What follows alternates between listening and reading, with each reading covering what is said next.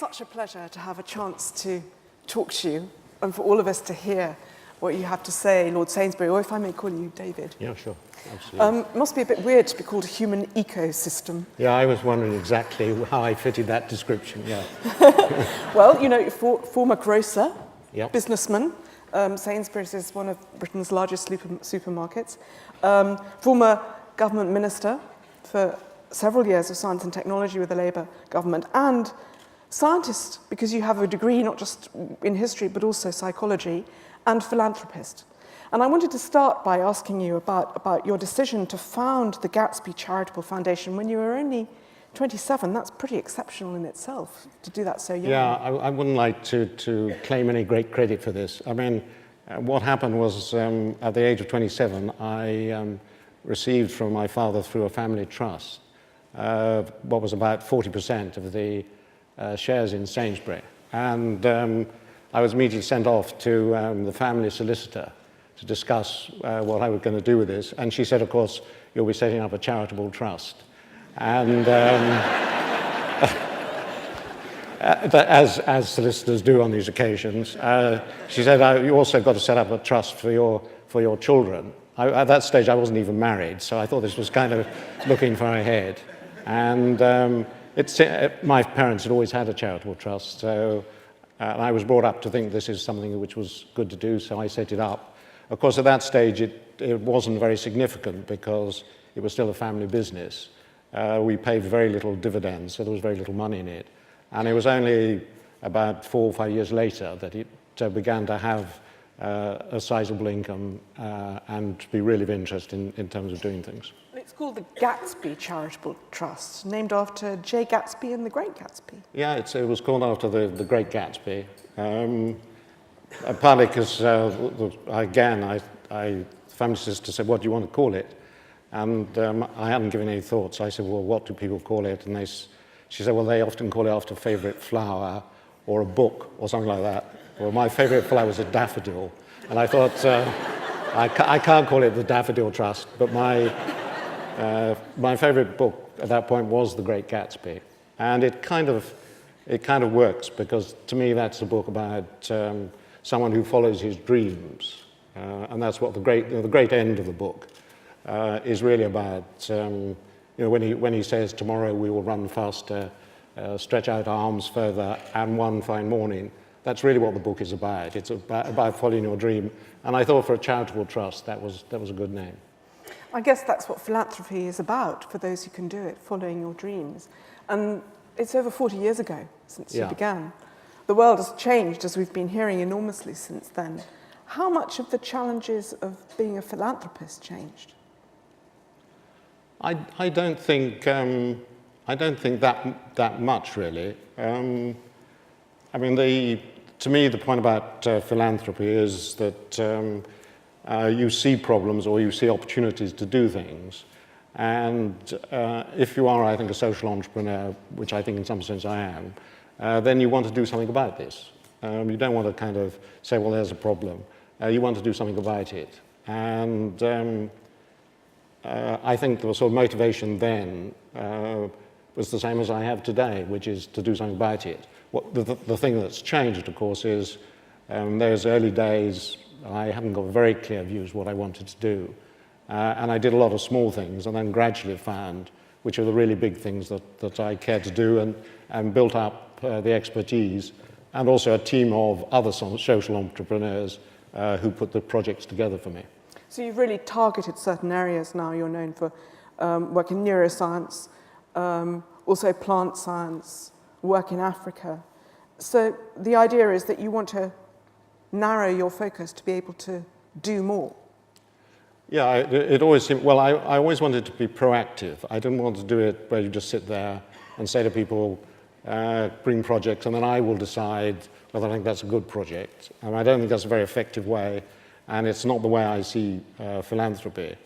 If you're going to be proactive, then of course you've got to make certain you've got the people who can put together the project for you, who know the subjects really well. And that means you have to limit it to a limited number of subjects so that you can be really informed about those subjects. And one of the things that you've been very passionate about, and I'm sure this must be to some extent informed by your experience in government as a government minister, is that the role of the private sector can be to take risks where governments can't go because they have to think about the next election and all sorts of other considerations. Yeah, absolutely. I mean, it seems to me that the kind of philanthropy I'm interested in, you can't substitute for the welfare state. And in any case, I think in most cases, it's not at all clear to me that charitable trusts do the welfare state part of it better than government, because it's inevitably rather fragmented and arbitrary. What charitable trusts can do is to do the innovation, the kind of R&D for government, and take risks that government can't do. I think I always knew that, but when I was in government, I realized even more that government is absolutely hopeless when it comes to innovation, and even worse is experimentation. And the reason for that is, in the first year in government, you can admit there are problems because you blame them on the previous lot. After that, it's very difficult to admit that you do have any problems. And if you do admit you have a problem, you have to be able to say, but I know the answer, and indeed I'm already doing it. If you say, we have a problem, and I don't really know what to do about it, of course you lose out immediately as a politician. As someone running a charitable trust, what motivates you is seeing problems or opportunities, and then driving forward that and being prepared to take risks. You mentioned fragmentary, and one of the debates that's been here in the last few days is how to be less fragmented and individual and join up more partnerships to have bigger impact. Isn't there a problem if you have partnerships, though, that you can then be held back, say a partnership with government, be held back by their cautiousness?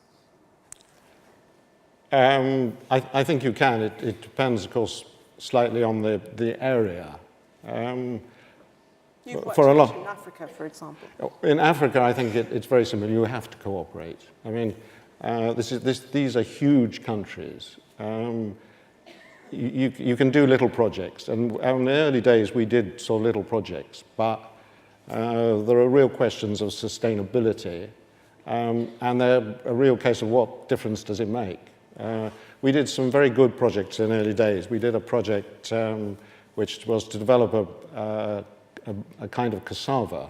Cassava being one of the big food sources. And we developed, by traditional breeding I had, we developed a version of cassava which was resistant to mosaic virus, cassava mosaic, which is one of their big disease problems. And we implemented this, and it was very successful, small area, but it never went further. We never could get other people to pick it up. So we now very much think in terms of working with governments, particularly where they're encouraging them where they've got agricultural extension services, so that if you can make a success of it, then it will be rolled out to the rest of the country. So you've got to do that through government. It's not a question of partnerships with other philanthropists, other social entrepreneurs. Well, I think partnerships with I mean, we have a very strong policy of having partnerships with our other charitable trusts. Again, because you have limited resources, and by joining forces, you can just make it more effective. So, for example, with the Wood Trust, we have a big project on tea in Tanzania, and of course the neuroscience project, where we're setting up a new centre for neuroscience, we're doing with the Wellcome Trust, so that we have enough firepower to do that really, really well. You mentioned cassava. I suppose that's one area where two passions of yours can join. One is genetic research, plant science, but also a way in which this can help people combat the problem of food scarcity. Although you've been doing this since 1985, so I guess right at the beginning it wasn't quite clear where this would lead. Well, I thought, I mean, we started doing the plant research in 1985. We picked a particular area, which was disease resistance in plants, which is a very interesting area. I think one of the things was clear. It was not my idea. It was, I have a great friend who was a friend of mine at Cambridge, who was a molecular biologist and has done a lot of advice for me on areas of science. And he came along in the middle of the 80s and said, there's been this enormous breakthrough because we've been using these genetic techniques with viruses and bacteria, and we now discovered a way you can genetically engineer plants. And this is a case where if you have a big change in technology, it suddenly opens a field, and you can do all sorts of experiments you just simply couldn't do before. And we felt, and I think rightly, that this was both exciting science, but it would also have huge benefits in terms of the benefits for the environment and the third world, particularly in this area of disease resistance in plants, because a lot of food crops are lost because of disease in the third world, and this would be a way of producing plants which would be disease resistant to the fungi or bacteria which was a problem. Of course, it had the other wonderfully attractive thing, which is you could use very high technology to produce a seed. And of course, seed is the most wonderfully efficient way of transferring technology to a country, because there's nothing very difficult about planting a seed. But you could use very sophisticated science to produce better seeds, which would have these great benefits. We made a mistake. We thought, because you can do it, within 10 years, there would be a huge amount of products coming out of this. It's taken 25 years, but I think now you can see the real benefits will be coming through. But it's become very controversial, particularly in this country, hasn't it? The idea of Frankenstein foods. Yeah. No, I mean, it's one of the kind of ironies of my life that I started out on this project thinking it was great science, but it would also have huge benefits for the environment and the third world. 25 years later, I find myself as a minister being lambasted by the press as this monstrous man who is stuffing Frankenstein foods down children's throats. But actually, I was right. I mean, this will have huge benefits, and actually we're now, this whole thing is becoming kind of ridiculous. You know, we've effectively had the biggest clinical trial the world has ever seen of a particular technology. And no one has died, which is quite unusual for new technology. And you know, if you go to America today, I think soya is 85% GM, maize is 75% GM, so you will have eaten GM food. And as far as I know, there's no case in America, no legal case, which says that GM has caused any harm. Now, for America, that is fantastic. So, I mean, you have to now say it's okay. But it's an interesting case, isn't it, of unintended consequences, because here are you, a philanthropist, Yeah. who was pouring money into this in order to try and make something better, and actually there was this enormous backlash. So it turns out it's not enough just to develop the technology. You also have to think about the communication and the perception of risk, which has also been a big theme of this forum here this week. Yeah, I mean, there is, I think the GM thing, you can learn a lot of lessons from that. A lot of scientists believe the problem is the public doesn't understand about risk. I don't believe that. I think people understand risk very well. What the scientists don't understand is how people think about risk. And there are a couple of things that are very clear about people's attitude to risk. One is they really hate anything which is not voluntary. If there's something, if you do it voluntarily, people will climb mountains, ride bicycles, all sorts of things, which they know perfectly well are risky, but it's their choice. You can't choose whether your soybeans are going to have GM in or not. No, that was why people were very unhappy about it. So one of the great mistakes was Monsanto said we can't distinguish between the soya which has been genetically modified and one hasn't.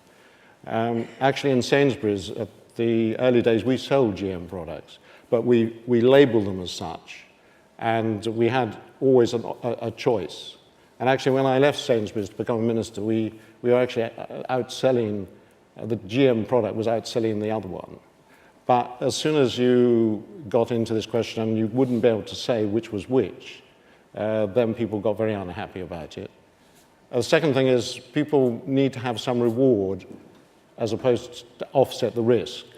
And 5% off GM tomato paste was not considered a good enough reason for taking any risks. If you can now produce a product which really has benefits, then I don't think there's a problem. You mean if you sold the tomato paste half price, then maybe that was okay? Well, Bob May, who was chief scientific advisor when I was minister, he always used to say, when we had these rather fraught discussions about GM, David, just as soon as we can produce a GM powder, and you take a tablespoonful of it every morning, and you'll be witty and slim all day, this problem will go away. So I think this is risk and reward. Let's talk a bit about your passion for neuroscience, because this is an area which you're now doing a lot of work in, your charity is doing a lot of work in. When did you start? I mean, you were interested in neuroscience from your days at university. Yeah, I was interested in, I read psychology for 2 years. I was really interested in the sort of brain research. But it was quite a limited subject because there was limited technology to do things. Then I went in the family business. I thought of doing research at one stage, and then I thought I'm not going to be good enough.